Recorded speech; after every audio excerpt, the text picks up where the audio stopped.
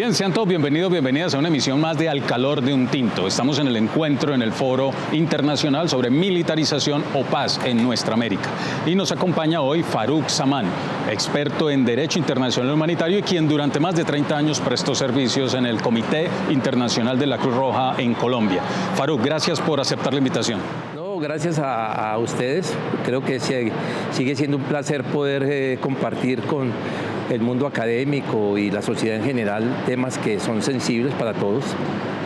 Farouk, estamos ante el repunte de la militarización en el mundo, estamos viendo el avance de un genocidio que se transmite en directo desafortunadamente, que no se detiene contra el pueblo palestino, el avance de la guerra en Ucrania y otras confrontaciones bélicas y el avance de armamento nuclear por Asia-Pacífico, que incluye la conformación del AUKUS, que es la OTAN del Pacífico.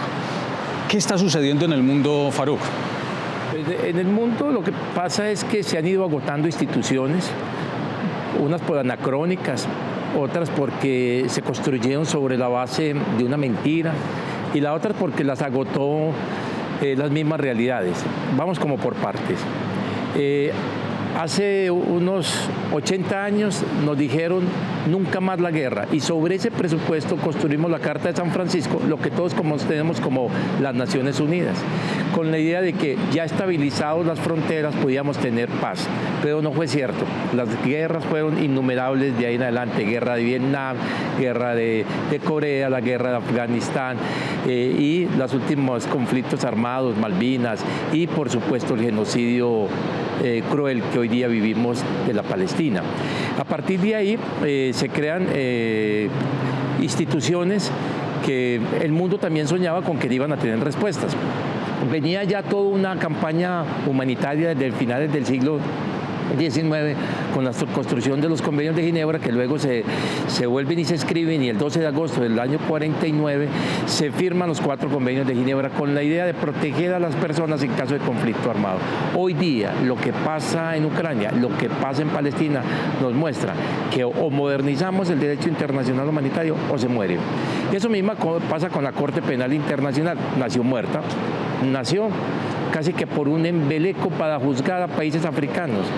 Ya como nosotros los países europeos vamos a construir una herramienta para que cuando un país africano esté incomodando al mundo, ya sea porque está en una guerra que incomoda a las grandes potencias, pues los vamos a castigar. Y fue la Corte Penal Internacional. La Corte Penal Internacional nace sin dientes, nace todavía con dudas de a qué se va a dedicar. Teóricamente está en su escrito, pero no es cierto. Por ejemplo, no ha sido capaz de definir qué es un delito de agresión. Pero además de eso, es muy rápida para considerar que Venezuela comete crímenes de guerra, pero ha estado absolutamente silenciosa frente a lo que pasa en Palestina. Y la idea es ¿por qué? Porque tienen miedo de que se les recorten su presupuesto, tienen miedo de que los acaben y por lo tanto son instituciones que se deben acabar. Y en medio de todo eso, Naciones Unidas, desde su nacimiento, construye la idea de un Consejo de Seguridad. Nosotros, los que ganamos la guerra, tenemos la posibilidad de hacer un Consejo de Seguridad y decir quién es bueno y quién es malo. Ese modelo se agotó y por lo tanto vemos una creciente militarización en el mundo que pide a gritos una respuesta y la respuesta solo la tiene el sur global. El sur global es la única posibilidad. Los BRICS son una muy buena iniciativa. Vamos a tener que construir normas e instituciones para un mundo polar, no un mundo unipolar. Bien, Farouk, creo que es muy claro lo que estás presentando. Tenemos el desmoronamiento del orden internacional establecido posguerra y es el orden internacional occidental. Estaríamos ante la emergencia de un nuevo orden multipolar con otras normas que rijan las guerras, los conflictos y le apunte a la paz. Claro, es que no podemos seguir teniendo normas de vencedores sobre los vencidos. Recuerden que una vez termina la Segunda Guerra Mundial se crea el Tribunal de Nuremberg para juzgar a los vencidos alemanes y luego el Tribunal de Tokio para juzgar a los vencidos japoneses, pero nunca se dijo de las horribles y terribles matanzas que cometieron los aliados. Solo un ejemplo chiquito. Hiroshima y Nagasaki.